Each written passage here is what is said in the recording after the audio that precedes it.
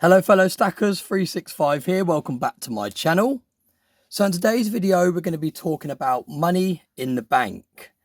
Now, how much money do you currently have sitting in your bank? Now that's not a question I want you to answer in the comment section, but it is a question I want you to ask yourself. Now, how much money do you currently have sitting in your bank account? Now, me personally, I don't have any money sitting in my bank account. I'm actually in negative at the moment because I live so tight to my overdraft that when a bill comes out that's slightly over what I budgeted for, I actually go slightly in my overdraft. Now, don't get me wrong, I always pay back the overdraft before I get charged any interest, so don't worry about that. But the point I'm trying to say is I don't have any money just sitting around in my bank account. Now, my money is tied up mainly in the assets you can see on the screen today. Now, the bulk of my spare capital, if you like, is tied up in properties, and that is investment properties that make me pretty much passive income every single month. Now, my investment properties are all fully managed by a management company. They take care of everything that needs doing, any maintenance work that needs doing, they take care of, and they rarely get in contact with me. I probably communicate with them once a month via email, if that. Sometimes I have whole months that go by and I don't hear from them at all. Now, all of my buy-to-let properties are structured in a way that they're guaranteed rent. Now, anything I say in this video is not financial advice. You do need to make your own investment decisions, and you also need to do your own research before you invest in anything. But I've structured my buy-to-let properties in a way where even if the tenant was to stop paying, I would still get a monthly rent coming in. Now, I will go into further detail in future videos if you're interested in how I've managed to do that, but there are different schemes available out there. You can basically give your property over to a council, and the council take care of renting it out for you, and they also pay you full rent. They also have an obligation to give you back that property in the exact same condition that they first took it over. So it's very, very low risk in terms of renting out property. And there are other things in place, such as insurances that you can take out through your letting agents, where if the tenant was to stop paying, they continue to have to pay. And there's also insurances where if the tenant refused to pay and refused to move out, not only would you still get paid rent each month, but also you would be helped with the insurance to go through all the court procedures and all the rest of it to help evict that tenant. So there are different things out there to put in place to make property investing less risky. Now, don't get me wrong, it's still risky. As with all investments, they have risks. If investing was easy, every single person would do it. If it was taught in schools, every single person would do it. There would be no one working the 9 to 5, no one forced to continue to work until they're 65 and then retire on their pension. And that is the thing with investing. It's not easy to do. It's not taught in schools. You have to self-educate yourself, and you have to take the current risk and reward analysis before you get involved in any type of investment.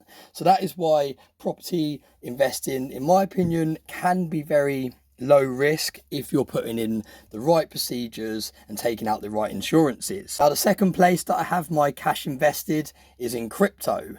Now, crypto is one of the more risky places to put your cash. From my experience in crypto, you can either make a lot of money or lose a lot of money. So for me, crypto at the moment, in its early stages as it is currently, it's a very risky way of investing your money. It's more like gambling, in my opinion. It's very similar to investing in penny stocks on the stock market. You can either win big or lose big. So any money I put into crypto is money that I can afford to lose, money that won't completely bankrupt me, money that won't make me have sleepless nights if it was to all go to zero. So that is where the second place some of my capital is tied up. Now, the third place my capital is tied up is in the stock market. And I couldn't think of anything to put on the screen to represent the stock market, but I have quite a large amount invested in the stock market, and it is mainly invested in index funds. Now, index funds, in my opinion, is one of the safest places to invest your capital in the stock market. And that is because, say you invest in something like the S&P 500, you're investing in 500 companies. Now, if one of those companies was to go bankrupt or a big scandal was to come out and that particular company was to really plummet or even go to zero, then it would be replaced by another company. So you're constantly going to have the top 500 companies in the US in your portfolio. So that, in my opinion, makes it a very safe place to invest your money, because you're not relying on one particular company to do well. You're relying on a load of companies to just kind of tick over and keep performing well in order to slowly grow your money over a long period of time. Now, the S&P 500 is heavily weighted in technology companies, and that is the reason I chose the S&P 500 over, say, the FTSE 100, for example, where it's not so many tech companies. There's not a lot of kind of tech companies. It's more kind of old-fashioned, old-school companies in, say, the FTSE 100, which is one of our equivalents here in the UK. You've also got the FTSE 250 and other index funds as such. But in my opinion, the reason the S&P 500 is so superior is, like I said, it's got a lot of tech companies. It's got a lot of large, fast-growing companies that have high revenue incomes but low outgoings, such as places like Facebook, where their main revenue is coming from ads, and it's not huge high running costs to place ads on their platform. So that is why I invest a large amount of my money in index funds on the stock market. Now, the fourth place that I invest my money is in precious metals. Not just silver, but also gold. Now, in my opinion, it's another very safe place to invest money. And like I said, it's not financial advice. None of what I'm saying on today's video. It's purely to give you some ideas of where you can invest your money if you have too much money sitting in the bank and not working for you. Now, I like gold and silver. I think silver will make me more money over a longer period of time because it has a higher potential of growth, in my opinion. I think gold is the safer option, although it's going to grow slower over time. It's a lot more safe. You're not going to have these huge rises and huge falls. So that is why I also like to invest in gold. Now, I don't often show my gold on this channel because this channel is mainly about silver. And like I said, I think silver has a higher potential, and that is why I like to promote silver more, because it's my favorite out of the two precious metals.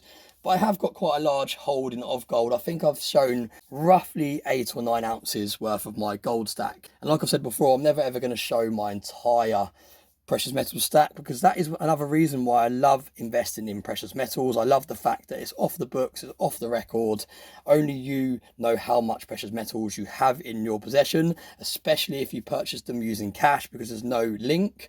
And especially why CBDCs aren't a thing. You can keep purchasing this stuff with little kind of link to where you brought it from or how much you're spending on it. So in my opinion, it's a really safe way of putting away some money off the books, and a really great way of being able to start creating some generational wealth. Because let's face it, anything you do in your lifetime is going to benefit your children and your children's children and so on.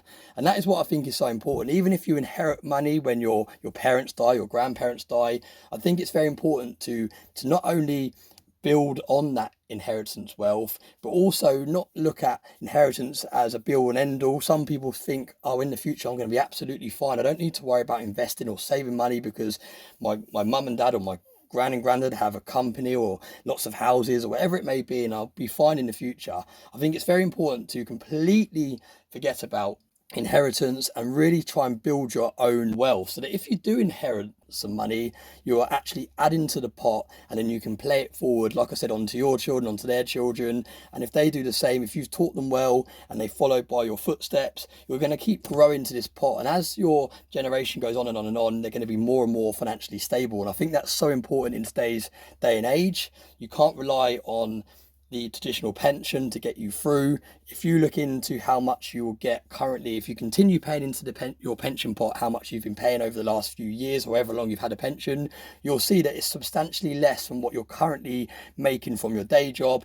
And therefore, unless you're mortgage free, and unless you don't want to go and travel the world, unless you don't want to enjoy things in later life, you're going to find it very, very difficult just to survive on your pension. Now, like I said, the point of this video is to really make you think about where your money is sitting, where your cash is invested.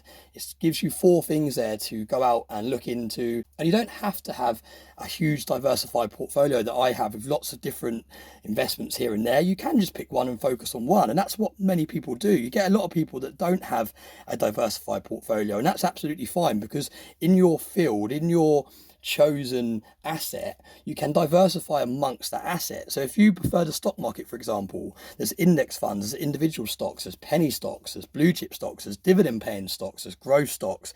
There's lots of different types of investments you can do amongst your chosen asset. You can invest in gold, paper silver, all these different things. Obviously, I don't advocate paper, gold and silver. I never have done on this channel, but there are things that you can do amongst the chosen asset that you decide to invest in that can still make you diversified amongst that asset. The same as if you invest in precious metals. You can buy gold, you can buy silver, you can buy platinum. There's many other precious metals out there as well. The most liquid of the 8 precious metals is obviously gold and silver. It's a lot easier to acquire, it's a lot easier to sell on. But there are different precious metals out there. There's actually 8 precious metals in total that you could invest in. And you can invest in bars, you can invest in rounds, you can invest in coins. There's all these different types of investments that you can make within precious metals. You can invest in numismatic coins, you can invest in generic coins. You can have a strategy where you invest as close to spot as possible. You can have a strategy where you invest in more limited mintage, more bespoke, more premium items. So there's lots of different things that you can invest in. The same with property. You don't have to buy single family home buy to lets. You could buy a block of flats that you could rent out. You could buy a single flat and rent it out. You could buy a commercial building and you could rent it out to a commercial business. You could buy a commercial building that has a flat above it and you could rent out the flat above it and you could rent out the business below it. There's lots of different things that you can do. You don't even have to buy a house and rent it out. You can buy a house and do it up and flip it. So as you can see, there are a number of different ways that you can invest in your chosen asset. And there's no right or wrong way of doing it. It's all about doing your research and it's all about investing in what you know and what you've learned. Because there's no point watching a video on YouTube or reading a book or listening to your friend down the pub and copying what they're doing. Because if you're copying what they're doing, you haven't done the research behind it. You don't have the research to back your decisions. So when you see that particular asset falling in value, you're more likely to panic sell because you don't believe in the product that you're investing in. You've literally followed someone else's advice. You haven't done your own research. CPM says it fantastically. Whenever anyone asks him about investing in Bitcoin, the first thing he says is go and do your research. I'm not going to tell you how to invest in Bitcoin. Go and research it first. Go and read some books. Go and watch some videos. Go and read the white paper of Bitcoin. Go and understand Bitcoin before you start investing in it. Because like I said, you have to be confident in whatever you choose to invest in, because then when the price falls, you can invest more for a lower price. Same as if you're investing in the stock market, for example. Say you're investing in Google stock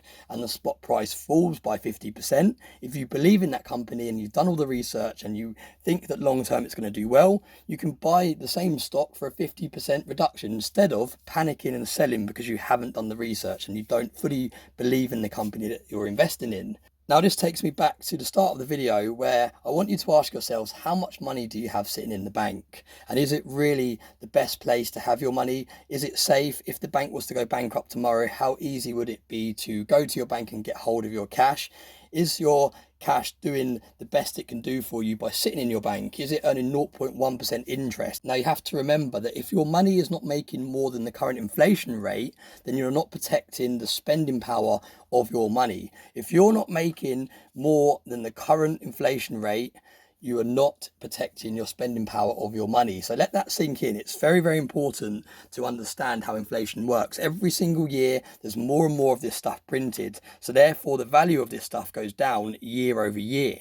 Now, if you're not making more than the inflation rate, then you're not even protecting the spending power of this stuff. So for example, if the inflation rate is sitting at 6%, you need to make a minimum of 6% just to hold the current spending power of this cash.